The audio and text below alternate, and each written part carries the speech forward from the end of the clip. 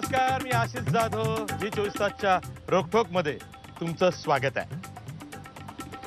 मराठा आरक्षणाचा प्रश्न हा पेटलेला आहे. रस्त्यावरची लढाई लढा असा आदेशच दोन्ही छत्रपतींनी मराठा समाजाला दिला आहे.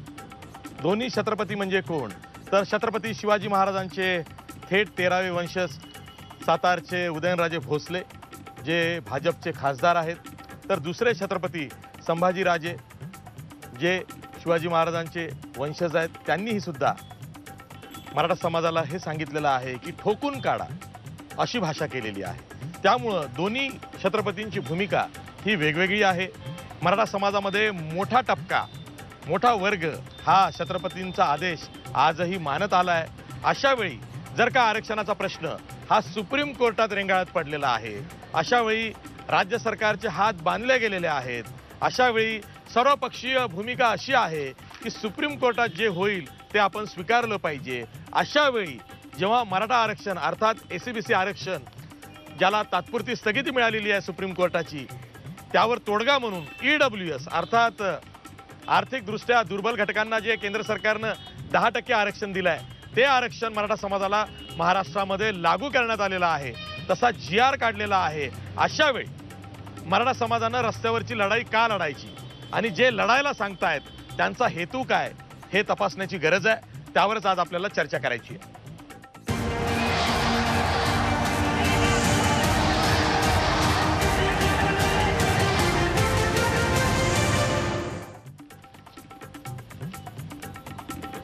या चर्चेत सहभागी होण्यासाठी आपल्यासोबत मान्यवर पाहुणे आहेत. आपल्यासोबत शिवसंग्रामचे नेते आणि भाजपचे आमदार विनायक मेटे आहेत.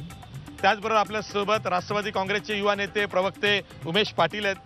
याशिवाय आपल्यासोबत मराठा समाजाच्या वतीनं ज्यांनी याचिका दाखल केली होती ते याचिकाकर्ते विनोद पाटील आहेत. तसंच आपल्यासोबत ज्येष्ठ राजकीय विश्लेषक, ज्येष्ठ पत्रकार रविकिरण देशमुख आहेत. याशिवाय आपल्यासोबत ओबीसी नेते चंद्रकांत बावकर आहेत. तसंच थोड्याच वेळात आपल्यासोबत अमरावतीहून विदर्भातले एक ओबीसी नेते नितीन मोहोड सुद्धा असणार आहेत. मी सर्वांचं या चर्चेत स्वागत करतो आणि सुरुवातीलाच विनायक मेटे यांच्याकडे जातो. विनायक मेटे, मराठा आरक्षण असेल, मराठा समाजाचे प्रश्न असतील, या प्रश्नांवरती तुम्ही सातत्यानं काम करता. जवळपास 30 वर्षांहून अधिक काळापासून या प्रश्नांवरती तुम्ही काम करताय. तुम्हाला माहिती आहे की हा प्रश्न सुप्रीम कोर्टात आता प्रलंबित आहे. मोठ्या खंडपीठाकडे हा प्रश्न गेलेला आहे. तिथे सुनावणी लागणार आहे. राज्य सरकारनं विनंती अर्ज दाखल केलेला आहे. राज्य सरकार विनंती अर्जात असं म्हणतंय की जी तात्पुरती स्थगिती एससीबीसी आरक्षणाला आलेली आहे ती उठवली जावी. अशा वेळी मराठा समाजाला चिथावणी का दिली जाते?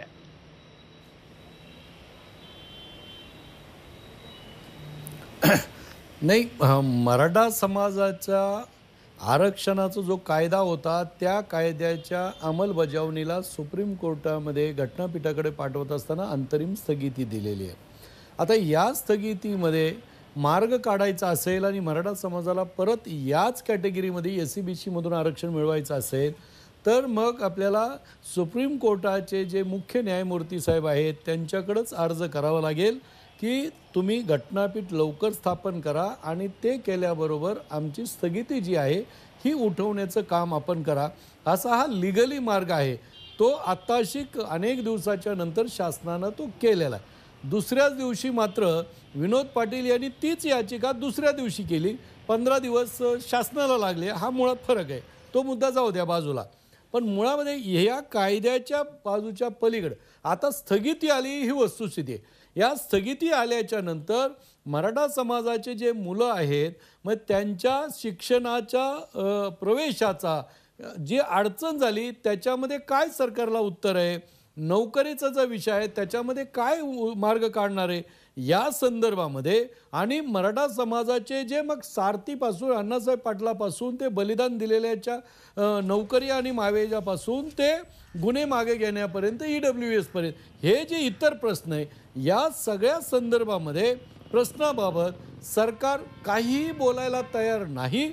ज्यामुळं आज MPSCची 11 तारखेला एक्झाम आलेली त्या एक्झाममध्ये ज्या मुलांनी SCBC मधून ॲप्लिकेशन केलेलं आहे किंवा अन्य नोकरीच्या ठिकाणी केलेलं आहे अशा मुलांनी आता काय करायचं याच्या संदर्भात काहीही गाईडलाईन आपलं सरकार द्यायला तयार नाही.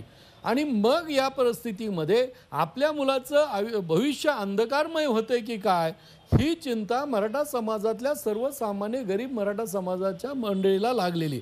आणि यामुळे संताप आहे. जी स्थगिती आलेली, ही स्थगिती कुणामुळे आली, सरकारच्या चुकीमुळे आली, ही वस्तुस्थिती जर असेल तर आता तो विषय बाजूला ठेवून याच्यातून मार्ग काढण्याकरता आणि दिलासा देण्याकरता शासन कोणती पावलं उचलत आहे, आणि ती उचलताना शासन दिसत नाही. फक्त बैठका, मिटिंगा, चर्चा आणि त्याच्यातून सगळं फक्त बाष्पळ गप्पा आणि चहा पिऊन जा, जे जे बोलतायत ते काही करत नाही. म्हणून संताप आहे. म्हणून लोक वेगवेगळ्या पद्धतीनं रस्त्यावर यायची गोष्ट करायला लागली. ही त्याच्यामध्ये खरंच आता तुम्हाला सांगतो, MMRDनं 2019ला जागा काढल्या, ज्या नोव्हेंबरमध्ये त्याची सगळी प्रक्रिया करून काही लोक सिलेक्शन झाले, 1200 लोक, त्याच्यातले जवळपास 250 लोक SCBC मधून आले, जवळ 10-20 लोक जॉईन झाले आणि काही लोकांना सांगितले लॉकडाऊन झाल्यानंतर आता तुम्ही जॉईन व्हा. आता त्या लोकाला आता ह्या आरक्षणाच्या स्थगितीमुळे त्यांना सांगितलं जातं तुम्ही आता जॉईन नाही होऊ शकत. मग यांनी काय करायचं, यांची काय चूक आहे? या सगळ्या बाबतीमध्ये शासन कोणतीही भूमिका घेत नाही, बघ्याची भूमिका घेत आहे. म्हणून अशी जी सगळ्या महाराष्ट्रामध्ये सरकारच्या विरोधामध्ये संताप येत चाललेला आहे आणि हा अतिशय वाईट आहे.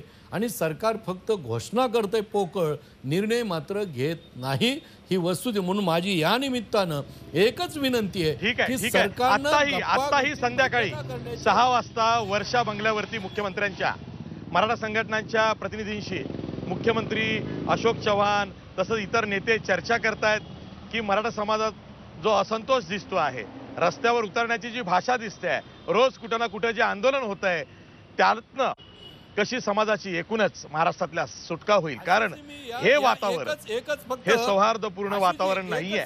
यातनं कायदा व सुव्यवस्थेचा प्रश्न निर्माण होऊ शकतो. मी जातोय उमेश पाटील यांच्याकडे, राष्ट्रवादी काँग्रेसचे नेते आहेत. उमेश पाटील, प्रश्न असा आहे, राजकारण होत राहील, विरोधी पक्षाला असं वाटत असेल की हीच संधी आहे म्हणून मराठा समाजाला आपण उचकवायचं का, पण राज्य सरकारनं सुद्धा आता इथून पुढे जाताना मराठा समाजाला विश्वासात घेऊन पावलं उचलली पाहिजे. जशी मध्यंतरी काही बाबी झाल्यात, म्हणजे जसं EWSचा GR हा पुन्हा काढला गेला, सारथीला काही मदत देऊ केली गेली, शिष्यवृत्तीची रक्कम वाढवून देण्यात आली आहे, पण त्याची अंमलबजावणी नीट होत नाही, असा अनुभव हा मराठा समाजाचा आहे. आणि म्हणून हा जो रोष आहे तो कमी होण्याऐवजी वाढताना दिसतोय. उमेश पाटील, सगळं मी ऐकलेलं आहे. आता मूळ विषय असा आहे की दोन जे छत्रपती संभाजी महाराज जे खासदार आहेत आणि छत्रपती उदयनराजे महाराज हे सुद्धा भारतीय जनता पार्टीचे खासदार आहेत. हे दोघेही भारतीय जनता पार्टीच्या कोट्यातून आलेले खासदार आहेत.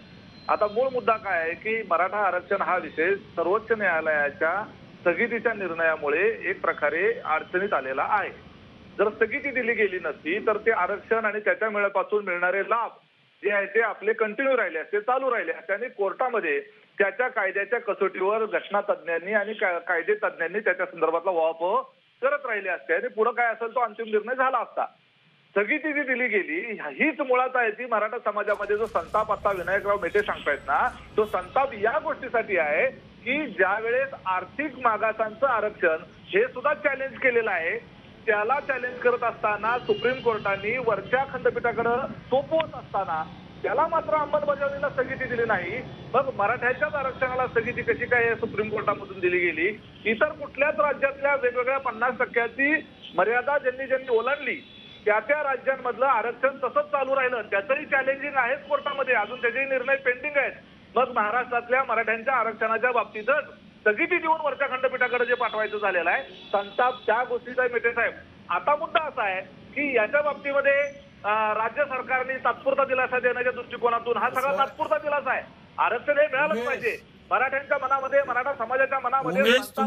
उमेश तुम्हाला एकच सांगतो, माझं पूर्ण झालं, मी तुमचं सगळं ऐकलेलं आहे, माझं पूर्ण होऊ द्या, तुम्हाला बोलायला नाही त्यांचं पूर्ण होऊ द्या. Vinayak Mete, one by one, please please please, Vinayak Mete पूर्ण होऊ द्या, माझं पूर्ण होऊ द्या. मुद्दा हा आहे की सुप्रीम कोर्टामध्ये आता हा जो विषय आहे, विनायक मेटे, याच्या इतरांनाही बाबतीमध्ये संधी द्या. सगळ्यात- किती वर्ष आपणच सगळ्यात जाणीवपूर्वक नेतेपद विनायक मिळवाल, मेटे साहेब, दुसऱ्यांना बोलू द्या आपण की. ज्या पक्षामध्ये आपण ज्या पक्षाच्या समर्थनाने आमदार झालेला आहात किंवा ज्या पक्षामध्ये काम करत आशिष, आहात तुम्ही ते किंवा ज्या काम करताय पक्षाचे ना, दोन आता छत्रपती इतरांना महाराज पुढे बोलत आणताय ना आहेत तुम्ही. किंवा मराठा समाजाला रस्त्यावर उतरवण्याची किंवा ठोकून काढायची भाषा करत आहेत, त्यांनी जाऊन थेट पंतप्रधानांना कन्व्हिन्स करावं. आणि आता एवढं प्रचंड बहुमत आपल्याकडे आहे केंद्रामध्ये, थेटपणे मराठा आरक्षणाचा केंद्राच्या पातळीवर कायदा करावा, घटनादुरुस्ती करावी आणि 50% पेक्षा जास्तीचं आरक्षण याला जी ब्रेक लावला गेलेला आहे सुप्रीम कोर्टाकडून, त्याला सरळ कायद्याने बदल करावा केंद्र सरकारच्या हातामध्ये आहे. ते आपण नक्की करू शकता. ते करायचं सोडून महाराष्ट्रभर फिरून महाराष्ट्रातलं जातीय सलोखा, धार्मिक सलोखा याच्यामध्ये गढूळता निर्माण करून कुठंतरी राजकारण करण्याचा प्रयत्न काही लोक करत आहेत. मध्यंतरीचं चंद्रकांत दादाचं स्टेटमेंट त्याच पद्धतीचं.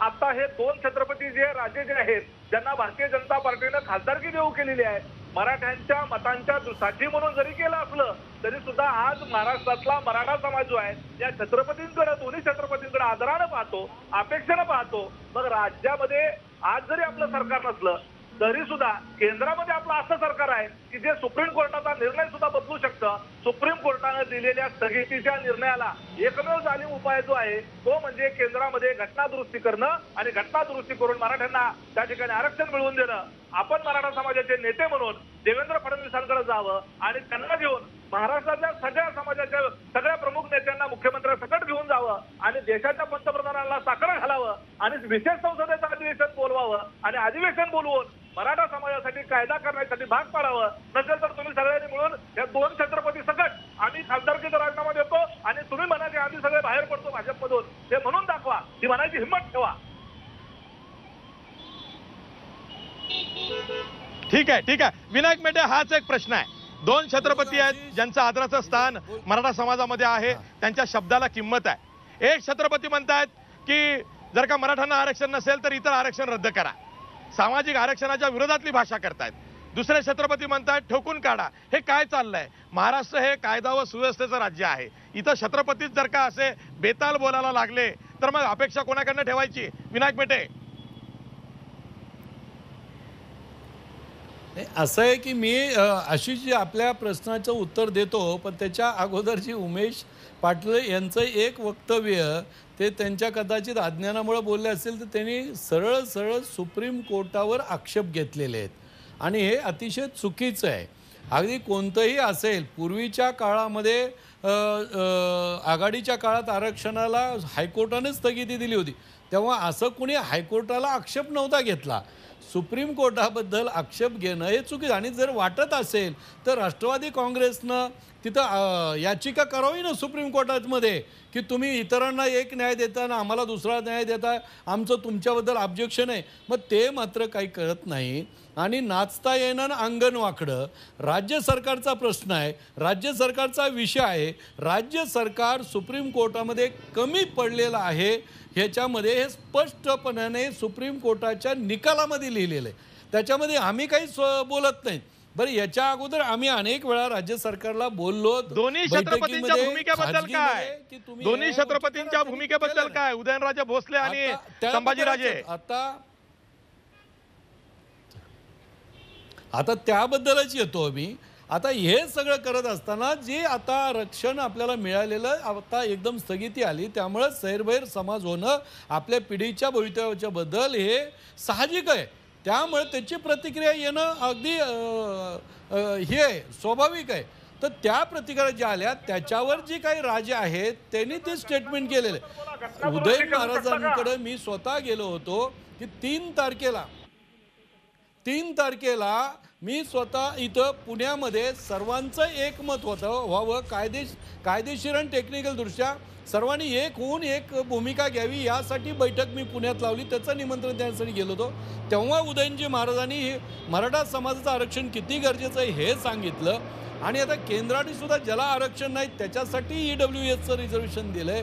आणि मग त्यामध्ये पत्रकारांनी विचारले असं खरी आदर्शवत भूमिका ही तर गरीब आणि श्रीमंत हेच जाती असाव्यात, पण सध्याच्या परिस्थितीमध्ये तसं होणं शक्य नाही. आताच्या आरक्षणाला त्यांचा आणि कुणाचाच विरोध नाही, पण मराठा समाजाला किंवा अन्य वंचित समाजाला सुद्धा तो लाभ मिळाला पाहिजे ही त्यांची भूमिका आहे. राहिला प्रश्न कुठं कुणी ठोकून, जे मराठा आरक्षणाला विरोध करत असतील त्यांना ठोकून काढा किंवा मारा मारा अशा पद्धतीची कोणी भाषा करत असेल तर ती मी काय ऐकली नाही, आणि तसं जर कोणी करत असेल तर ते काय बरोबर नाही.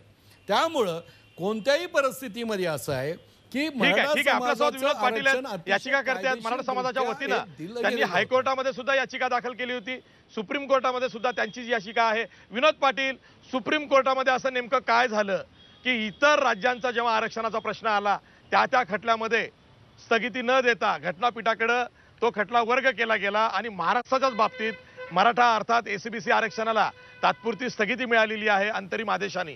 तिथं कोण कमी पडलं, कोणाचं चुकलं?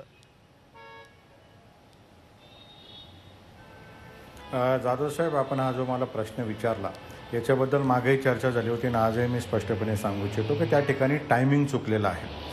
कोणतीही लढाई लढत असताना, विशेषतः न्यायालयाची लढाई लढत असताना एक त्या ठिकाणी फॉर्म्युला लागतो की कोणत्या दिवशी काय स्टेप्स उचलायचे. आता फेब्रुवारीमध्ये 5 न्यायमूर्तींच्या खंडपीठाची मागणी झाली आणि 6 महिन्यानंतर राज्य सरकारच्या वतीने तीच मागणी करण्यात आली. ती मागणी फेब्रुवारीमध्ये जर राज्य सरकारने केली असती तर त्यानंतर 2 अंतरिम आदेश त्या ठिकाणी झाले. आणि न्यायालयाच्या खटल्यामध्ये एक पद्धत असते, एखाद्या वेळेस एक अंतरिम आदेश झाल्यानंतर बाकीची अंतिम सुनावणी होईपर्यंत त्या ठिकाणी कुठल्याही प्रकारची अंतिम स्थगिती न्यायालयाला देता येत नाही.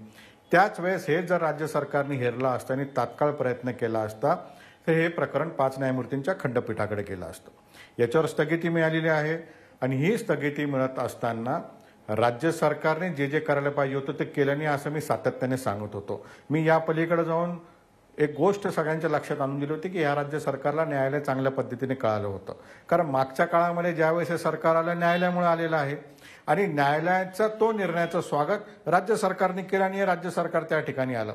परंतु आज मराठा आरक्षणावर स्थगिती मिळाल्यानंतर राज्याच्या वतीने अशी भूमिका होणं गरजेची होती की 24 तासाच्या आत मराठा समाजाला आम्ही ह्या सवलती देतो.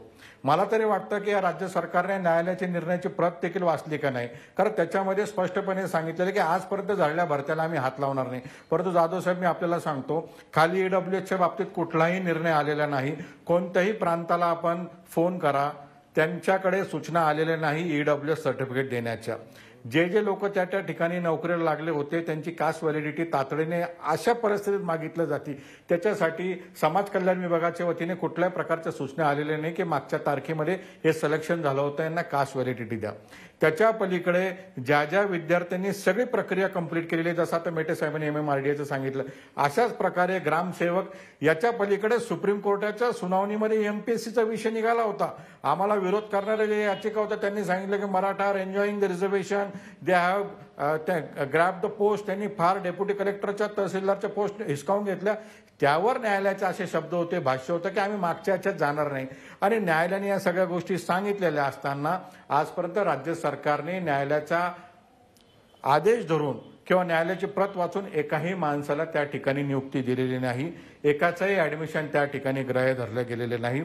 एकाही ठिकाणी ईडब्ल्यूएसच्या बाबत निर्णय झालेला नाही. मग अशा परिस्थितीमध्ये 5 न्यायमूर्तींच्या खंडपीठाकडे जी काही मी मागणी केली, जी काही राज्य सरकारने मागणी केली, हे नुसतं मागणी करून होत नाही.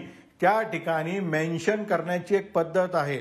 सिनियर काउन्सिल त्या ठिकाणी उभं राहायला पाहिजे. मी माझ्या वतीत 12 तारखेला 13 तारखेला सिनियर काउन्सिल उभा करत होतो. त्यावेळेस राज्य सरकारने मला विनंती केली की आम्हाला 2-3 दिवस वेळ पाहिजे, आम्ही त्या ठिकाणी पिटिशन दाखल करतोय. मी म्हणलं जर राज्य सरकारला गॅरंटी असेल तर मी माझी पिटिशन देखील त्या ठिकाणी वॅकेट करू शकतो. जाधव साहेब, बैठका घेऊन होत नाही. जाधव साहेब, भाषण करून होत नाही. त्या ठिकाणी राज्य सरकारने जी कोर्टामध्ये पॉलिसी असते, सिनियर काउन्सिल उभं करून मेन्शन करावं लागतं की इट इज अर्जन्सी. महाराष्ट्रामध्ये अशा प्रकारे लोक रस्त्यावर उतरत आहे, एवढा विद्यार्थ्यांचा प्रश्न आहे, तेवढा डेटा देखील राज्य सरकारने अद्यापर्यंत 2014चे 20चा जमा केलेला नाही, माझा असा आरोप आहे. आणि जर तुम्ही कोर्टाला मेन्शनिंगच केले नाही, ती तारीख का आपोआप लागणार आहे का, आकाशातून लागणार आहे का? म्हणजे आम्ही बोललो तर यांना वाटतं आम्ही कोणत्या पक्षाचे कार्यकर्ते आहोत. आमचं म्हणणं एवढं होतं, न्यायालयाने निर्णय दिला, त्याचा आधार राखून सगळ्यांना नियुक्ती द्या, अद्यापर्यंत दिला नाही. ईडब्ल्यूएसचा तुम्ही पर्याय दिला, अद्यापर्यंत खाली सूचना केल्या नाही. या पलीकडे स्थगिती उठवण्यासाठी राज्य सरकारने मेन्शन केलं पाहिजे, ते होत नाही. आणि आम्हाला सांगितलं जातं की तुम्ही केंद्राकडे मागा. आम्ही सरकारला मागणार आहोत. केंद्राने द्यायचं का राज्याने द्यायचं हे त्यांचा प्रश्न आहे. राज्याला वाटतं केंद्राची मदत घ्यावी तर 2 ओळीचं पत्र लिहावं, आमच्या समोर पुरावे द्यावे की आम्ही नाही राज्य केंद्र सरकार देऊ शकतो. चंद्रकांत आज बावकर, तुम्ही कोर्टामध्ये ऐकताय पार्टी राज्य आणि तुम्ही सरकार आहे. बघताय 2014 पासून तुमची याचिका होती. आताही सुप्रीम कोर्टामध्ये ओबीसी समाजाच्या वतीनं ज्या याचिका गेल्यात त्यांच्याशी तुमचा संपर्क आहे. मला तुम्हाला एक प्रश्न विचारायचा आहे की मराठा समाजाला आरक्षण द्यायचं आहे हे मागच्याही सरकारने ठरवलं, त्याच्या आधी आघाडी सरकारनंच पहिला अध्यादेश काढला, मागच्या सरकारनं ते वैध करून घेतलं आणि हे जे सरकार आहे हे सुप्रीम कोर्टात लढत आहे. प्रश्न असा आहे की मराठा समाजासाठी सर्व काही आहे, मराठा समाजाला एवढं आरक्षण द्यायचंच आहे कारण मराठा वोट बँक मोठी आहे आणि त्याची भीती आणि तिचं महत्त्व हे प्रत्येक पक्षासाठी आहे. म्हणजे प्रत्येक पक्षाला हे वाटतं की मराठा समाजाला आरक्षण दिलं तर त्यांना जी काही मतं मिळतील त्यात त्यांचा शेअर राहील. हेच कारण आहे आरक्षण देण्यामागं.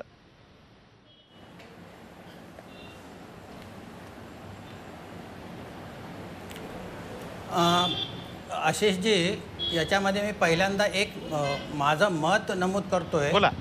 की आम्ही 1999 पासून आजतागायत सांगतो आहोत की सामाजिक आणि शैक्षणिकदृष्ट्या मागास अर्थात घटनेच्या कलम 15(4) आणि 16(4) नुसार मराठा समाजाला आरक्षण मिळू शकत नाही. त्यांना जर पर्यायी व्यवस्था केली, कलम 46 मध्ये 38, 39 आणि 41 मध्ये ज्या तरतुदी आहेत त्यानुसार जर केलं असतं तर हे जे काय आत्ता जे प्रलंबित जे आरक्षणाचा जो मुद्दा राहिलेला आहे तो राहिला नसता. दुसरी गोष्ट, कोर्टामध्ये कुणी जरी गेलं नसतं, ओबीसीपैकी गेलं नसतं किंवा इतर कुणी गेलं, कुणी ना कुणी तिथं गेलं असतं. कारण इथे कॉन्स्टिट्यूशनच्या तरतुदींचा प्रोव्हिजनचा प्रश्न येतो. याच्यामध्ये सर्वात पहिल्यांदा मी नमूद करू इच्छितो की या ठिकाणी आघाडी सरकार असू देत नाहीतर युतीचं सरकार असू दे, कुठलंही सरकार असतं तरी देखील सुप्रीम कोर्टाचा जो निर्णय आहे तोच आला असता. आता अंतरिम स्थगिती जी दिली आहे त्याला त्याच कारणास्तव इथं अंतरिम स्थगिती दिली गेली असती. दुसरा मुद्दा एक असा आहे की घटनापीठाकडे लार्जर बेंचकडे ही केस जावी म्हणून मराठा समाजातले आमचे विनोद पाटील आहेत यांनी आणि राज्य शासनानं देखील ते पुढच्या खंडपीठाकडे जावं असं ज्या वेळेला म्हटलं तेव्हा हे जे 2 जजचं जे खंडपीठ होतं ते जजचं खंडपीठ यांचा अशा प्रकारचा साधारण बोलण्यावरून जो मानस दिसत होता की 1.5 महिन्यामध्ये याच्यावर आपण निर्णय घ्यायचा आणि तो प्रश्न निकाली काढायचा अशा प्रकारचा त्यांचा मानस होता असं साधारणपणे दिसून येतं. जर ही केस या खंडपीठासमोर असती आणि थोडी घाई राज्य शासनाने केलेली नसती तर याच ठिकाणी त्या बाबतीतला निर्णय निश्चित स्वरूपामध्ये लागला असता. आता 5 जजच्या खंडपीठाकडे जेव्हा ही केस जाणार आहे तोपर्यंत म्हणजे त्याचा निर्णय कधी येईल ते सांगता येणार नाही. तोपर्यंत हा मराठा समाज जो आहे तो सवलतीपासून वंचित राहू शकतो. आणि म्हणून माननीय प्रवीण गायकवाड साहेब यांनी जी सूचना केली होती आणि शासनानं जे मंत्रिमंडळाच्या बैठकीमध्ये निर्णय घेतले होते त्यापैकी पहिला निर्णय त्यांनी असा घेतला होता की मराठा समाजाला EWSचं 10% आरक्षण आपण द्यायचं. वास्तविक ती अतिशय सरळ आणि साधी कुठल्याही प्रकारची किचकट नसलेली ती व्यवस्था होती. त्या व्यवस्थेच्या मार्फत त्यांना सवलती आज देता आल्या असत्या. ॲडमिशनचा प्रश्न मिटला असता. मेगा भरतीच्या बाबतीमध्ये जी काय आता वक्तव्य राजे करता आहेत ती त्यांना करावी लागली नसती. आणि त्यामुळे EWSमध्ये जर मराठा समाजानं या वेळेला ते स्वीकारलं आणि त्याप्रमाणे जर गेले तर माझं म्हणणं बऱ्याच युवकांचं नुकसान जे आहे ते टळू शकेल. ठीक आहे. आपल्यासोबत ज्येष्ठ पत्रकार रविकिरण देशमुख सुद्धा आहेत, राजकीय विश्लेषक आहेत आणि कालच त्यांनी रोखठोकमध्ये हा मुद्दा मांडला होता की मराठा समाज ज्या पद्धतीनं रस्त्यावरती उतरतोय यातून जर का कायदा व सुव्यवस्थेची परिस्थिती निर्माण झाली तर ती राज्य सरकारसाठी भूषणावह बाब नाहीये. त्याचबरोबर सामाजिक सौहार्द यातून धोक्यात येऊ शकतं. त्यामुळं महाविकास आघाडी सरकारसमोर एक मोठं आव्हान आहे की मराठा समाज जो रस्त्यावर उतरू पाहतोय किंवा काही ठिकाणी उतरलाय, आंदोलन करतोय, त्यांना शांत करणे आणि त्यातूनच कदाचित संजय राऊत आणि देवेंद्र फडणवीस यांची भेट झाली असावी. संजय राऊतांनी देवेंद्र फडणवीसांना हे पटवून दिलं असू शकतं की दोन्ही छत्रपती हे एक तर भाजपचे खासदार आहेत, दुसरे राष्ट्रपती कोट्यातून भाजपनंच म्हणजेच मोदी सरकारने त्यांना खासदार केलेला आहे. अशा वेळी तुमचा शब्द हा महत्त्वाचा आहे आणि आज त्याचं प्रत्यंतर आलं. सामनामध्ये जो अग्रलेख लिहून आलेला आहे त्यामध्ये तोच आलेला आहे की दोन्ही छत्रपती भूमिका वेगवेगळी आहे.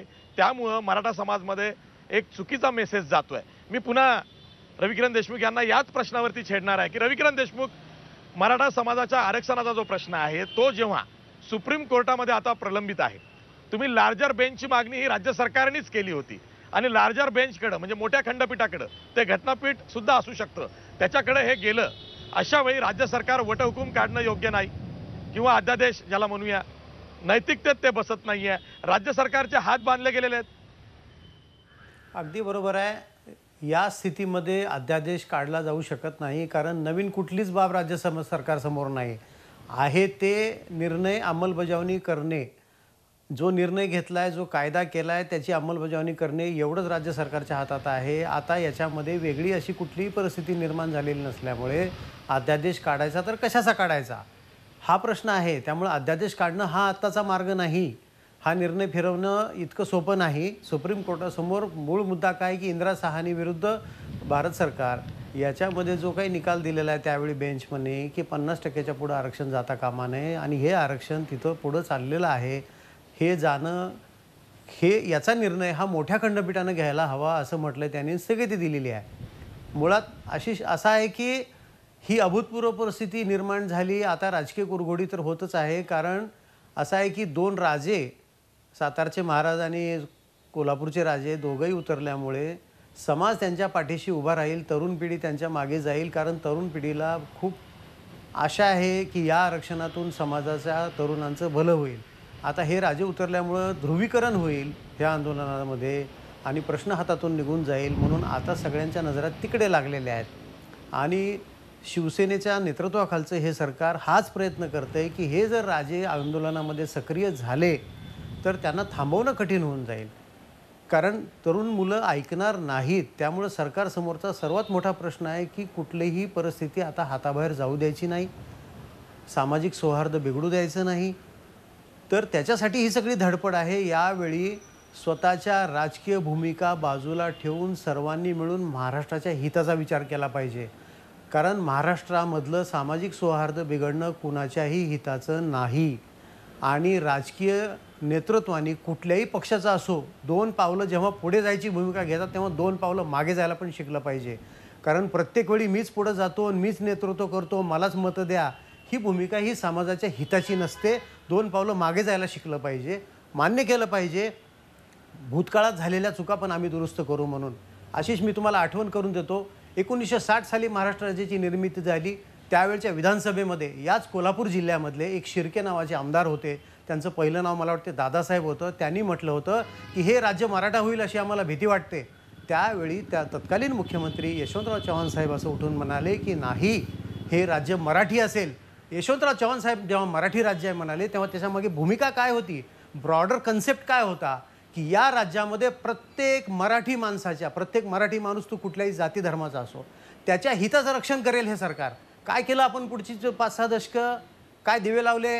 आता हा प्रश्न विचारला तर राजकीय नेत्यांना आवडणार नाही, परंतु जेव्हा महाराष्ट्र सुजलाम सफलाम होता, साखर कारखानदारी उत्तम रीतीने चालवली जात होती, स्वतःच्या वैयक्तिक स्वार्थासाठी साखर कारखानदारी चालवली जात नव्हती, सुदगिरण्या नीट चालत होत्या, सगळ्या गोष्टी नीट चालत होत्या, शेतीचे प्रश्न नीट सोडवले जात होते, तेव्हा प्रत्येक घरामध्ये काही ना काही प्रमाणात विकासाचा वाटा जात होता. प्रश्न निर्माण झाले 80 नंतर, 85 नंतर, जेव्हा मुलांना नोकऱ्या मिळायच्या कमी झाल्या, घराघरामध्ये प्रॉब्लेम सुरू झाले, सहकारी चळवळ मोडून पडायला सुरुवात झाली, कारण त्याच्यामध्ये अंधाधुंद कारभार सुरू झाला, जिल्हा बँका आजारी पडायला लागल्या, तेव्हा मराठा तरुणांना ग्रामीण भागामध्ये जो सगळ्यात मोठा आधार होता त्या कुटुंबांना, तो आधार नष्ट व्हायला लागला आणि तिथून असंतोषाची ही ठिणगी पडली आणि आज आपण एका अतिशय ज्वालामुखीच्या तोंडावर उभे आहोत. आता या क्षणाला सर्वांच्या संयमाची, सर्वांच्या समंजस वागण्याची अपेक्षा आहे. यावेळी राजकीय फायद्यासाठी एकमेकावर कुरघोडी करायची का काय करायचं? कारण आता राजे जेव्हा दोन उतरले याचा अर्थ असा की राजकीय नेतृत्व आता त्यांच्याकडे बघतंय. म्हणजे राजकीय नेतृत्वाने प्रत्यक्षरित्या हे मान्य केलं आहे की आमच्या हातातून हा प्रश्न आता हातातून निसटतोय. आता राजेंनी समंजसपणाची भूमिका घ्यावी म्हणून सरकार प्रयत्न करणार आणि सगळे म्हणणार की राजेंना आवरा. आज सामनाचा अग्रलेखाचा जो उल्लेख तुम्ही केलेला आहे तो हाच आहे की राजांची मागणी एकच आहे. भूमिका मांडण्याची पद्धत वेगळी असली तरी त्यांची मागणी एकच आहे. आणि त्या अग्रलेखामधलं एक वाक्य आणि एक मुद्दा लक्षात घ्या, तो फार महत्त्वाचा आहे.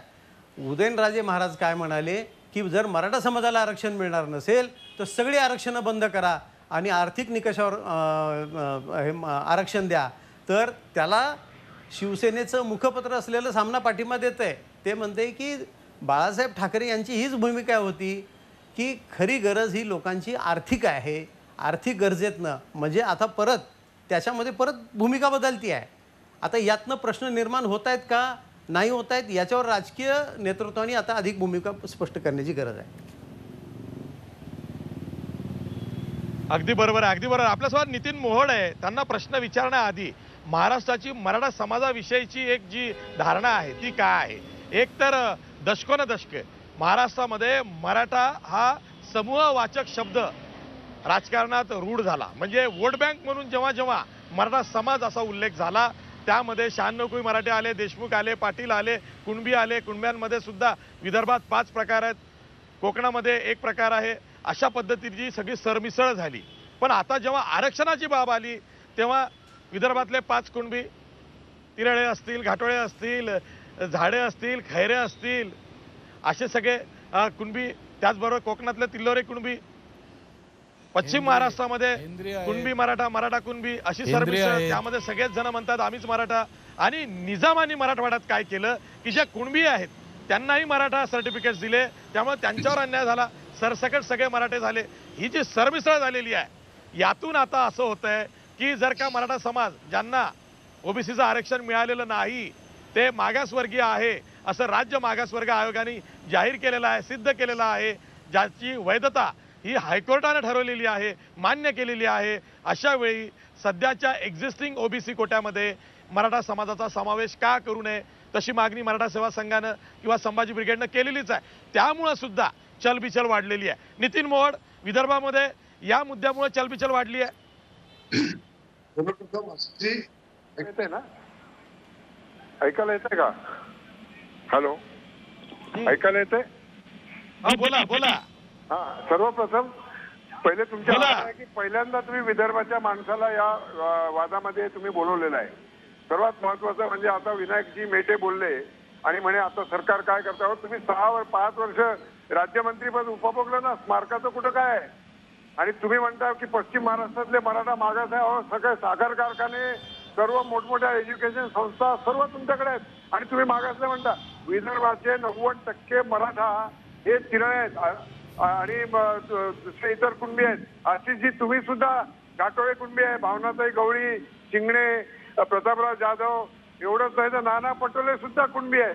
अशी देशमुख गृहमंत्री अनिल देशमुख सुद्धा कुणबी आहेत. आम्हाला आमचं आरक्षण जर कमी करत असाल आणि तुमच्या फायद्यासाठी, आणि आता उदयनराजेंना कंठ फुटलाय राजीनामा देतो म्हणून, तेव्हा तुम्ही सरकारमध्ये होता, तेव्हा तुम्ही बीजेपीचं सरकार होतं आणि तुम्ही राष्ट्रवादीचे खासदार होते, तेव्हा तुम्ही राजीनाम्याच्या गोष्टी का नाही केल्या? मेटेजी मला सांगा ना, स्मारकाचं जागा तरी माहिती आहे का तुम्हाला? अजून 5 वर्षपद तुम्ही राज्यमंत्रीपद भोगलंय तुम्ही. आम्हाला आमचं आरक्षण कमी होणार असेल तर आम्हाला बिलकुलही, आणि विदर्भाचा माणूस आम्ही पण सुद्धा अॅट्रॉसिटी आणि स्वामीनाथन आयोग जो आमचा शेतकऱ्यांचा सर्वात दिवाळ्याचा प्रश्न होता तो तुम्ही तिच्यामध्ये पहिल्यांदा घातला. आम्ही सुद्धा मराठा मोर्चामध्ये सामील झालो. परंतु ते मी पोलीस अधिकारी माझी असल्यामुळे मला माहिती होतं की हे मोर्चे शांत कसे होतील. बरोबर पोलीस पेरले होते आणि बरोबर जो कोणी आवाज करत होता त्याला बरोबर पोलीस बाजूला नेत होते. हे मी माझ्या डोळ्यांनी पाहिलं मुंबईला सुद्धा. आणि बायाच भाषण करतील, मुलीच फक्त निवेदनं देतील, मुलीच स्टेजवर चढतील, कुठलाही मराठा नेता चढणार नाही, हे ठरवलं कोणी? ते बरोबर मॅनेज झालं होतं. मी बघितलं. आणि सीएमशी चर्चा करायला बोलवलं तेव्हा मुली गेल्या. काय मुली तिथे चर्चा करणार आहे तुम्ही मला सांगा. आणि तुम्ही आमचा स्वामीनाथन आयोग बाजूला काढून ठेवला, अॅट्रॉसिटी बाजूला काढून ठेवला. मराठा आरक्षण जे आम्ही ऑलरेडी विदर्भाचे लोक उपभोगत आहोत ते आमचं जर काढून घेणार असाल तर आम्हाला, आणि एक तर विदर्भामध्ये आता आम्ही 2 लाखाची 3 लाखाचा मोर्चा निघाला तर आता 2000 सुद्धा काढून दाखवा. आताही तुम्ही बघताय आंदोलन जे चालू केल्यास हार्डली 50-60 लोक आता दिसतात. लोक आता कंटाळले तुमच्या आरक्षण आणि राजकारण. आता बरोबर बीजेपीचं सरकार नाही आहे, त्या बीजेपीच्या नेत्यांना आता कंठ फुटलाय. आणि मग आमच्या विदर्भाच्या लोकांना तुम्ही कधी विचारायला घेत नाही. आमच्या विदर्भाचे संत्र्यावर कधी बोलणार नाही, तुम्ही उसावर आणि कांद्यावरच बोलाल. म्हणून मी तुम्हाला सांगतो की आशिषजी हे मला बिलकुल मान्य नाही आहे. आणि आमच्या विदर्भामध्ये आम्ही प्रेस कॉन्फरन्स घेऊन आमचा मराठ्यांचा, आमच्या मराठी म्हणजे आम्ही कुणबी, तेरळे कुणबी, त्या सर्वांचा म्हणजे इव्हन घाटोळे कुणबी, खैरे कुणबी, जाधव कुणबी या सर्वांचा या मराठा आरक्षणाच्या आंदोलनाला बिलकुल पाठिंबा नाही. आणि असं आंदोलन अमरावतीत जर करायचा प्रयत्न केला तर ते आम्ही हाणून पाडू. ठीक आहे विनायक पेटे, बघा प्रश्न कसा ऐरणीवरती येतो. एक तर विदर्भामध्ये मराठा कुणबी ही रोटीबोटी व्यवहार सर्रास झाल्यामुळे सरमिसळ होते, त्यात अर्धवट माहिती येते. ठीक आहे, 96 कोळी जात ही काही ठिकाणी आहे आणि कारण कोळ्यांची घरं काही काही गावांमध्ये आहेत. पण आता काय झालं आहे की काळाच्या ओघामध्ये मराठे, जेन्युन मराठे जे स्वतःला म्हणतात ते गरीब झाले, त्यामुळं रोटीबेटी व्यवहार हा वाढीस लागलेला आहे. याविषयी ग्रंथच्या ग्रंथ हे पुरुषोत्तम खेडेकर असतील तत्सम लोकांनी लिहून ठेवलेले आहेत. मला हाच प्रश्न विचारायचा आहे विनायक मेटे की जिथे मराठा समाजामध्ये सरमिसळ ही सरळ दिसते, अशा वेळी मागासवर्ग आयोग जो गायकवाड आयोग आहे तो सुद्धा आपल्या रिपोर्टमध्ये हे म्हणतोय की मराठा हे कुणबी आहे, कुणबी हे मराठा आहेत. अशा वेळी मराठे ज्यांच्याकडे सर्टिफिकेट नाही, ज्यांच्याकडे आरक्षण नाही, त्यांनी काय करायचं? त्याकरताच अशी की जे गायकवाड आयोगाने पूर्णपणाने सर्वे केला, सर्व आकडेवारी गोळा केली आणि त्याच्यामधून त्यांनी जे काही निरीक्षण केलेले अहवाल दिलं त्यामध्ये संपूर्णपणे मराठा असेल, कुणबी असेल, कुणबीतल्या 12.5 जाती असतील किंवा कोकणातला असेल, ह्या सगळ्यांच्या बद्दलचा उहापोह केला आहे आणि सगळे एकच आहेत असं त्यांनी निरीक्षण नोंदवलं आहे. आता त्या उपर सुद्धा जे काही मराठा समाजाला आरक्षण देण्याचा निर्णय जो शासनाने घेतला आणि हायकोर्टामध्ये टिकला तो याच बेसवर टिकला की विदर्भातला कुणबी आणि मराठा, इकडला मराठा आणि हे सगळे एकच आहेत. तेही मागा तिकडे जसे कुणबी ही ओबीसी मध्ये गेले तसं मराठा समाज राहिलेला आहे, तो सुद्धा तेवढ्याच पद्धतीचा मागासन त्याच याच्यामध्ये तो मूल्य याच्यामध्ये मोजमापामध्ये बसू शकतो, म्हणून तो याच्यामध्ये आरक्षणाला पात्र आहे. पूर्ण देशामधला सगळ्यात चांगला आयोगाचा अहवाल कोणाचा असेल तर ते गायकवाड कमिशनचा अहवाल आहे. आता ह्या सगळ्या गोष्टी दुर्दैव असं आहे अशोकजी, हे आशिषजी, की आता हे जे बोलले आपले ग्रस्त हे पोलीसमध्ये होते म्हणतात, हे असे कसे यांनी ड्युटी केली मला माहिती नाही. या सगळ्या मंडळींनी तिथं जे काही त्यांनी नावं वगैरे सगळे सांगत होते, काय त्यांना म्हणायचं होतं त्यांना माहिती, त्यांना हे माहिती नाही आहे की पाठीमागच्या काळामध्ये जे मोर्चे निघाले त्या मोर्चामध्ये मराठा समाज हा विदर्भामध्ये नुसता मराठा म्हणून घेणारा ही फार थोडा आहे. याच्यापेक्षा जास्त समाज हा तिथं कुणबी आहे, तो कुणबी समाजाने सगळे मोर्चे काढले. उद्या जर वेळ काढायची आली मोर्चे काढायचं तर ती कुणबी समाजच काढेल, कारण एक आहोत. दुसरा सगळ्यात महत्त्वाचं की शिवाजी महाराजांच्या स्मारकाचा यांना हे माहिती नाही की मला राज्यमंत्री कॅबिनेटचा दर्जा सरकार देत होतं, मी ते घेतलं नाही.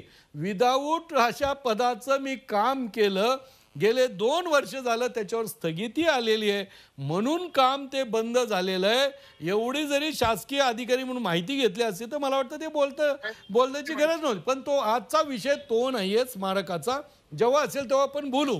पण या आरक्षणाच्या मध्ये मी एकच आपल्याला सांगेल आशिषजी की सुप्रीम कोर्टानं सुद्धा किंवा बाकीच्या सगळ्या ज्या राज्य सरकारनं सुद्धा किंवा उच्च न्यायालयानं सुद्धा कायद्यामध्ये हे आरक्षण बसतं आहे. मागास मराठा समाज आहे हे मान्य केलेलं आहे आणि 50% जास्त हे जरी गेलं तरी ते फक्त शासनानं हे योग्य कसं आहे हे परिस्थिती पटवून देण्याचं काम केलं गेलं पाहिजे, तर ते 50% वरती सुद्धा जाऊ शकतं. हे आणि सगळ्यात एक माझा मुद्दा महत्त्वाचा राहिला, तो फक्त एका मिनिटात मांडतो की महाराष्ट्रामध्ये जे आरक्षण दिलं ते बाबासाहेब आंबेडकरांनी सुरू केलं आरक्षण, बरोबर. त्यावेळेस आरक्षणाच्या मध्ये मराठा समाजाने कधीच विरोध केला नाही ना कुणाला. तेव्हा त्यामध्ये ओबीसी असतील किंवा अन्य कोणी असतील, आजची सुद्धा ओबीसी समाजाच्या नेत्यांची पत्रकार परिषद फक्त मराठा समाजावर झाली. अनेक ओबीसीचे नेते मराठा समाजावर टीका करते, पण ओबीसीला आता 95 साली ऑगस्ट महिन्यामध्ये एका फक्त अध्यादेशावर 105 जाती ओबीसी मध्ये टाकल्या. कोणता अहवाल नाही, कोणत्या आकडेवारी नाही, कशाचंच नाही. याला कुठं मराठा समाजाने त्याला ऑब्जेक्शन नाही घेतलं, कारण मराठा समाज सगळ्या समाज बांधवाला, अगदी मागासवर्गीय असेल, आदिवासी असेल, ओबीसी असेल, दलित पददलित सगळ्याला बरोबर घेऊन जाणारा हा समाज आहे. तीच शिकवण शिवाजी महाराजांची, तीच पाळतो. मग आम्हाला हे कळत नाही की इतर समाजाने. मी चंद्रकांत बावकर यांच्याकडे जातोय. चंद्रकांत बावकर हे ओबीसी नेते आहेत, त्यांची सुद्धा याचिका मागच्या सुनावणीच्या वेळेस जेव्हा हायकोर्टामध्ये पहिल्यांदा महाराष्ट्रात एसीबीसीचं, अर्थात तेव्हा एसीबीसी नव्हतं, मराठा आरक्षण म्हणून मागच्या आघाडी सरकारने 2014 मध्ये ते अध्यादेश काढून लागू केलं होतं, तेव्हा याचिका दाखल केली होती. चंद्रकांत बावकर, मला हा एक प्रश्न विचारायचा आहे. हा कॉम्प्लिकेटेड आहे, हा टेक्निकली कसा आहे बघा. जेव्हा गायकवाड आयोग आपल्या अहवालामध्ये म्हणताय की मराठा हे कुणबी आहेत, कुणबी हे मराठा आहेत, आणि त्याचा सुद्धा एक महत्त्वाचा विषय होऊ शकतो, आणि म्हणून मराठा समाजातल्या काहींना असं वाटतंय की मराठा हे कुणबीच आहेत, आणि गायकवाड आयोगानं सुद्धा मराठा समाज हा मागासवर्गीय असं म्हटलंय, तर मग सध्याच्या एक्झिस्टिंग ओबीसी कोट्यामध्ये मराठा समाजाचा समावेश का करू नये, ही मागणी आज ना उद्या पुढे येणारच आहे. तुम्हाला वाटत नाही असं? यातनं कॉम्प्लिकेशन्स, गुंता आणखी वाढेल.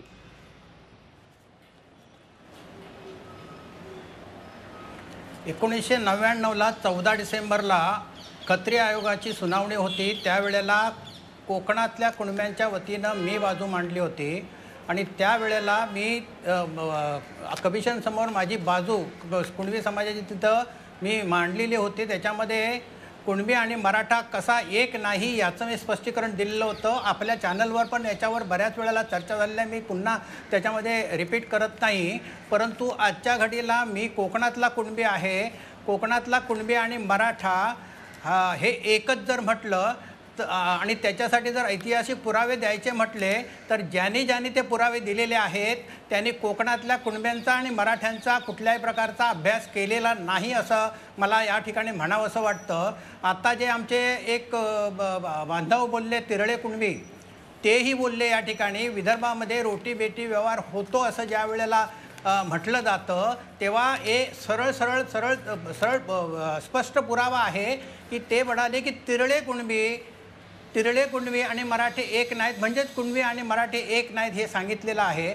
यामध्ये कुणबी आणि मराठा हा एक होऊ शकत नाही. विदर्भामध्ये 3.5% मराठे आहेत, ते पॉकेट्समध्ये आहेत. म्हणजे कसे आहेत, माझा अभ्यास आहे म्हणून सांगतो. विदर्भामध्ये शिंदखेड राजापासून जशी पैनगंगा नदी पुढे जाते, त्या काठावर काही गावं आहेत, तिथे 96 कुळी मराठ्यांची कुळं आहेत. काही गावांमध्ये फक्त 96 कुळीच आडनावं आहेत. नागपूरमध्ये महाल असेल, गणेशपेठ असेल, अमरावतीमध्ये नांदगाव, खंडेश्वरच्या बाजूला धानोरा, गुरव किंवा सावंगासारखी गावं असतील, ती मराठ्यांची गावं आहेत, जेन्युइन मराठी तिथं आहेत. 3% फक्त विदर्भामध्ये मराठी आहेत. पण काळाच्या ओघामध्ये काय झालं की छत्रपती शिवाजी आमच्या घरात हवा आहे, सून किंवा जावई मराठ्यांचे पाहिजे, म्हणून रोटीबोटी व्यवहार खूप वाढला, आणि त्यात मराठे गरीब झाले विदर्भात, त्यामुळे कुणब्यांकडं जास्त सोयरिकी झाल्या, म्हणून रोटीबोटी व्यवहार वाढला. चंद्रकांत बावकर साहेब, मी सांगतो तुम्हाला. नाही, याच्यामध्ये असं आहे की गॅझेटमध्ये पण हे नमूद केलेलं आहे की रोटी बेटी व्यवहार होतो, कुणबी आणि मराठा एक आहे, परंतु त्याच्यामधला फरक आम्ही नाही शोधला, त्याच्यावर चर्चा नाही केली कधी. त्याच्यामध्ये असं म्हटलेलं आहे की मराठ्यांची मुलगी कुणब्याकडे द्यायची झाली तर त्याची आर्थिक परिस्थिती, त्याच्या बाकीची प्रॉपर्टी किती आहे ही बघितली जाते आणि त्याच्यानंतर दिली जाते. सर्वसाधारणपणे बेटी व्यवहार म्हणजे काय होतो की त्या जातीमध्ये लग्न करण्याची एक रीत जी असते, जी परंपरा असते, ती परंपरा असणं आवश्यक आहे. याच्यामध्ये कुणीतरी कुठल्या तरी अपवादात्मक स्थितीमध्ये जर लग्न केली तर कुणबी आणि मराठा एक होतो असं होत नाही आहे. आणि मी आशिषजी याच्यामध्ये एक सांगतो की गेले 3 वर्षभर आम्ही सतत याच्यावर चर्चा करतो आहोत. आपण ती चर्चा घडवून आणताय. खूप चर्चा याच्यावर झालेली आहे.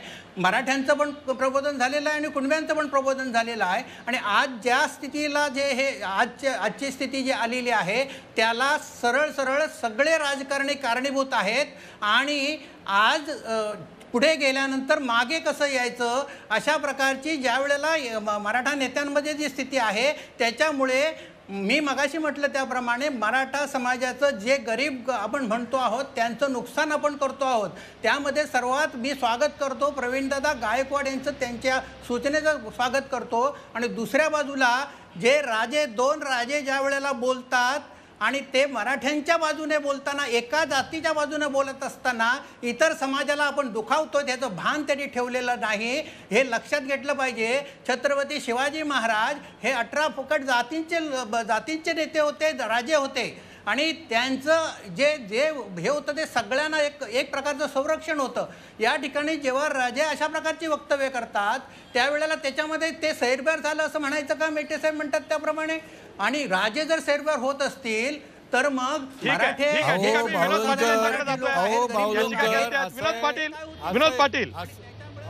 विनोद पाटील मला एकच प्रश्न विचारायचा आहे. जेव्हा आता राज्य सरकारने विनोद पाटील जेव्हा राज्य सरकारने EWSचं आरक्षण हे मराठा समाजाला देऊ केलेलं आहे, नव्यानं GR काढलेला आहे, अशा वेळी EWSचा फायदा मराठा समाजाला होतोय ना. मग EWSचा फायदा जर का होत असेल तर मग रस्त्यावरची लढाई कशाला?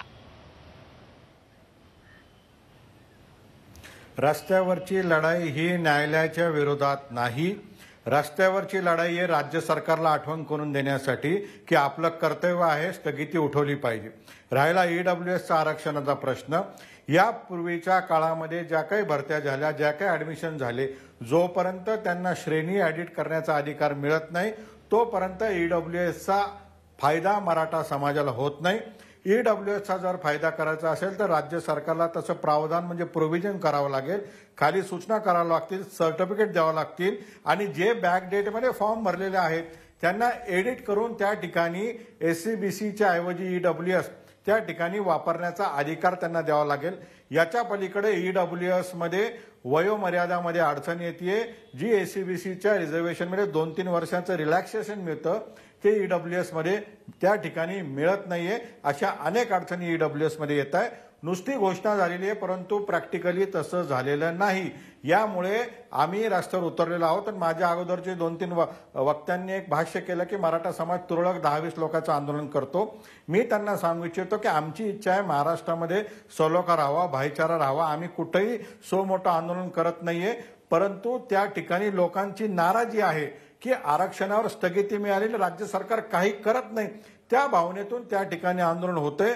ज्या दिवशी एकमुखाने आंदोलन जाहीर होईल, मागचे मोर्चे पण कमी पडतील असे 100 पटीने मोर्चे काढण्याची ताकद आज देखील या मराठा समाजामध्ये आहे. आम्हाला कोणत्याही आरक्षणाला विरोध नाही. इशारे नको आहे, लढाईचे इशारे नको आहेत. आपल्याला महाराष्ट्राची प्रतिमा ही जपायची आहे.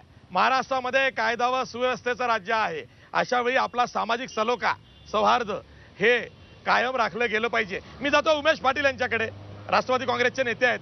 उमेश पाटील, राज्य सरकारची इच्छाशक्ती ही सुप्रीम कोर्टात खटला लढताना पाहिजे तशी दिसली नाही असं अनेकांना मराठा समाजातल्या जे नेते मंडळी आहेत त्यांना वाटतंय. आणि आधीपासून काहींच्या मनात शंकेची पाल चुकचुकली होती की वकील मंडळीची फौज नाही आहे किंवा प्रॉपर ब्रीफिंग नाही आहे किंवा निकालाचं इंग्रजीकरण नाही आहे किंवा सुप्रीम कोर्टात बाजू मांडताना धरसोडपणा आहे.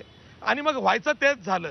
सरकारने खंडपीठाकडं म्हणजे लार्जर बेंचकडं, घटनापीठाकडं खटला वर्ग करा ही मागणी लावून धरली. पण सरकारच्या हे ध्यानात आलं नाही की जे चालू आरक्षण आहे, जे लागू आहे, त्याला तात्पुरती स्थगिती येऊ शकते.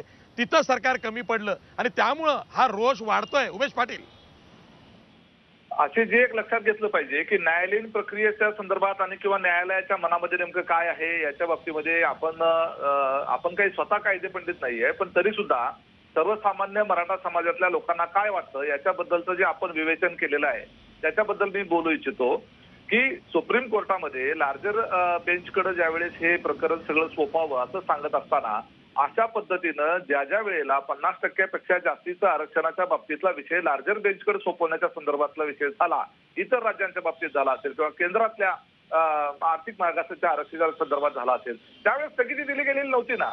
त्यामुळे या विषयाच्या बाबतीमध्ये स्थगिती देऊन लार्जर बेंचकडे दिलं जाईल असा प्रश्न उद्भवायचं कारणच नव्हतं. हे एकमेव अपवाद झालेला आहे मराठा समाजाच्या बाबतीमध्ये. आणि त्याच्यामुळं एक लक्षात घेतलं पाहिजे की कुठलं राज्य सरकार, मला सांगा की आपल्याकडे वकील, चांगले तज्ज्ञ वकील दिले म्हणजे न देण्यामागचं काही कारण असू शकतं का? असं कुठं होऊ शकतं का? चांगल्यातले चांगले वकील आपल्या राज्य सरकारकडे आहेत आणि चांगल्यातले चांगले वकीलच दिले गेले होते. बाजू देखील चांगल्या पद्धतीने मांडली गेली होती. विनोद पाटील त्या ठिकाणी जे स्वतः त्या ठिकाणी काही खासगीरित्या याचिका करते आहेत, त्यांचे स्वतःचे वकील चांगले चांगले सिनियर काउन्सिल त्या ठिकाणी होते. आता तो निकाल, आता शेवटी काय आहे की मागं काय घडलं आता आणि आलं स्थगित तर आता आलेली आहे. आता याच्यावर मार्ग काय? जसं सांगितलं की आता केंद्र सरकारनं दिलेलं आर्थिक मागासांचं जे आरक्षण आहे ते राज्यामधल्या आता हे तात्पुरता दिलासा, एक प्रकारे मराठा आरक्षण आपल्याला हा विषय सोडून देऊन चालणार आहे का? नाही चालणार. सुप्रीम कोर्टाकडे आपल्याला भांडावं लागेल की ही दिलेली स्थगिती आहे ती स्थगिती उठवली गेली पाहिजे. त्याच्याकरता काय कायदेशीर तरतुदी आहेत, त्याच्याकरता आपल्याला काय करता येऊ शकतं, ही भूमिका राज्य सरकारकडे आहे. त्याचा आग्रह आपण धरायलाच पाहिजे, सगळ्यांनी धरला पाहिजे, सगळ्या समाजाने धरला पाहिजे आणि इतर सर्व नेत्यांनी धरला पाहिजे. ठीक आहे. मी शेवटी रविकिरण देशमुख यांच्याकडे जातोय. राजकीय विश्लेषक आहेत, खूप मार्मिक राजकीय विश्लेषण त्यांचं असतं, तसं विवेचन असतं. रविकिरण देशमुख, गुंता वाढतोय, राज्य सरकारचे हात बांधलेले दिसत आहेत, मुख्यमंत्री स्वतः हतबल दिसत आहेत आणि विरोधी पक्ष नेत्यांना गळ घातली जाते आहे की दोन्ही छत्रपतींना, दोन्ही राजांना समजावा, समाज त्यांचा ऐकतो. आणि हे दोन्ही राजे, त्यांचा जर का गत इतिहास अलीकडचा बघितला तर राजकीय दृष्ट्या परिपक्व आहेत असा मानणारा मी तरी पत्रकार नाही आहे. असं आहे की जेव्हा संभाजीराजे छत्रपती यांना राज्यसभेवर घेतलं गेलं राष्ट्रपतींच्या कोट्यातनं, त्यावेळी ज्या प्रतिक्रिया उमटल्या त्यावरनं महाराष्ट्रातलं राजकारण कुठल्या दिशेने जातं हे सर्वांच्या लक्षात आलं होतं. आठवून पहा, फार जुना काळ नाही आहे, फार वर्ष झाली नाहीत त्या गोष्टीला. नंतर उदयनराजे यांनाही भाजपमध्ये घेण्यात आलं, खासदार झाले ते. प्रश्न असा आहे की हे भाजपाचे खासदार आहेत म्हणून यांनी दिल्लीमध्ये त्यांचं वजन वापरावं, पंतप्रधानांना सांगावं, हे सगळं राजकारणाचा भाग आहे. आशिष, आपण पत्रकार म्हणून प्रॅक्टिकल भूमिका मांडली पाहिजे. जो तो ज्याच्या त्याच्या रोजीरोटीसाठी जे उद्योग करायचे ते करेल. प्रश्न असा आहे की ज्या मराठा समाजाने या राज्याला व्यापक नेतृत्व दिलेलं आहे, उद्योगामध्ये, समाजामध्ये, सामाजिक सुधारणांमध्ये, व्यापारामध्ये, सगळ्या गोष्टींमध्ये, शिक्षणामध्ये सुद्धा नेतृत्व दिलं आहे. नाशिक, अमरावती, कोल्हापूर इथल्या शिक्षण संस्था काढा तुम्ही, कोणी काढले एक शिक्षण संस्था?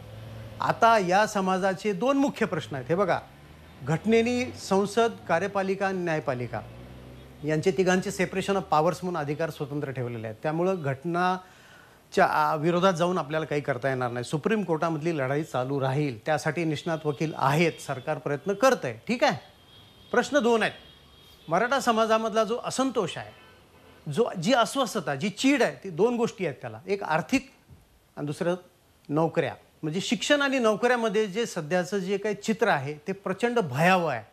गोरगरीब कुटुंबांना चांगलं शिक्षण द्यायचं म्हटलं आपल्या मुलांना की अंगावर काटा येतो. एकीकडे शेतीत उत्पन्न नाही, नोकऱ्यांची बोंब आहे. कुणाला आवडणार नाही हा शब्द, पण आहे, ग्रामीण शब्द आहे. याचं उत्तर काय आज? याच्यावर तोडगा काढा, सर्व नेत्यांनी मिळून तोडगा काढला पाहिजे. यासाठी नोकऱ्या फक्त सरकारी नोकऱ्या निर्माण करून भागणार नाही, खाजगी क्षेत्रातल्या नोकऱ्या, राज्यामधल्या उद्योगांचं प्रमाण, प्रत्येक जिल्ह्यामध्ये उद्योग, त्यासाठी काय करावं लागेल? बसून सर्वांना एकत्र बसून निर्णय घ्यावा लागेल. प्रत्येक हाताला काम कसं द्यायचं, शेतीला पाणी देण्यात आपण कुठे कमी पडलो का, शेती विकसित करण्यामध्ये आपण कुठे कमी पडलो का, तिला बाजारपेठ देण्यामध्ये आपण कमी पडलो का, दोन पावलं मागं जाऊन ह्याचा विचार करावा लागेल. दुसरी गोष्ट, शिक्षणामध्ये शिक्षण एवढं महाग होतं आहे. तुम्ही एकीकडे शिक्षण संस्थांना शेकडो एकर जमिनी दिल्यात महाराष्ट्रामध्ये. किती शिक्षण संस्था आज गोरगरिबां आणि सर्वसामान्यांच्या मुलांना सवलतीच्या दरात शिक्षण देत आहेत? आढावा घ्या.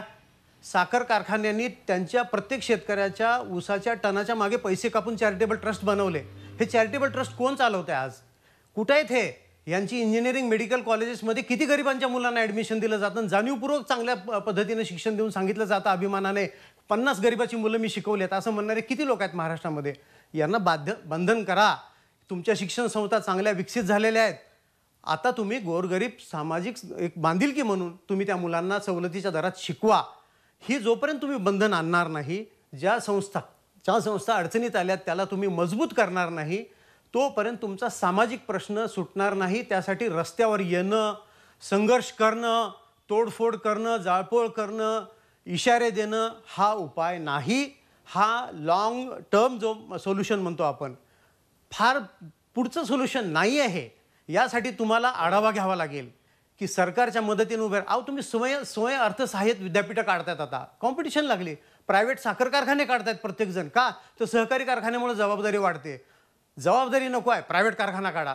यांना काय बंधनं आहेत? आज नोकऱ्या लावण्याची बंधनं काय आहेत तिथे? कुणाला नोकऱ्या मिळत आहेत? हाच प्रश्न आहे. जेव्हा महाराष्ट्रामध्ये मराठा समाज जेव्हा राजकीय दृष्ट्या ती संज्ञा किंवा व्याख्या उपयोगात येते तेव्हा त्या समाजाची संख्या खूप जास्त वाढते, कारण ती एक वोट बँक आहे. पण याच समाजाचे सर्वाधिक आमदार असतील किंवा संस्था असतील, त्याचवेळी सर्वाधिक आत्महत्या सुद्धा मराठा समाजातल्या शेतकऱ्यांची आहे. ही सुद्धा दुसरी शोकांतिका आहे. त्यामुळे जिथं क्वांटम मोठा आहे तिथं काही एक तबका, काही टक्के लोक हे अतिश्रीमंत आहेत. बहुतेक जण हे काळाच्या ओघात गरीब झालेले आहेत. आरक्षणाची ओरड वाढते आहे. अशा वेळी हा सामाजिक प्रश्न निर्माण झालेला आहे. मराठा समाजानं आजवर इतर समाजाला भरभरून दिलं असं जेव्हा सांगितलं जातं तेव्हा हेही बघितलं पाहिजे की आज मराठा समाजाची गरज काय आहे आणि आरक्षणानेच ती सुटणार आहे का. आणि आरक्षणाचा प्रश्न हा सुप्रीम कोर्टात जर का प्रलंबित असेल तर मग रस्त्यावरची लढाई लढणं हे कितपत योग्य आहे. राज्य सरकारनं यावरती तोडगा काढावा म्हणजे नेमका काय काढावा हा सुद्धा एक खूप मोठा गहन प्रश्न आहे. राज्य सरकारच्या समोरची कसोटी खूप मोठी आहे. थोड्याच वेळात अगदी 6:15 मुख्यमंत्र्यांच्या वर्षा निवासस्थानी पुन्हा एकदा मराठा आरक्षणाच्या प्रश्नाला घेऊन संघटनांची बैठक मुख्यमंत्री घेत आहेत. त्यामुळे हे समजून घ्या की या प्रश्नासाठी राज्य सरकार सुद्धा खूप जाणीवपूर्वक यातनं महाराष्ट्राचं सौहार्द सलोखा कसा कायम राहील हे बघतंय. त्याच वेळी दोन छत्रपती जर का वेगवेगळी भूमिका मांडून रस्त्यावरच्या लढाईची भाषा करत असतील तर ते महाराष्ट्राच्या हिताचं नक्कीच नाहीये. त्यावर त्यांनी विचार करावा, सामंजस्याने तोडगा काढावा, सर्वपक्षीय बैठकीत सामील होऊन प्रत्येकाशी आदान प्रदान विचारांचं करावं आणि मार्ग काढण्यासाठी छत्रपती म्हणून पुढाकार घ्यावा. मी सर्व मान्यवर पाहुण्यांचे आभार मानतो. इथेच थांबतो. पाहत राहा झी 24 तास. रहा एक पाऊल पुढे.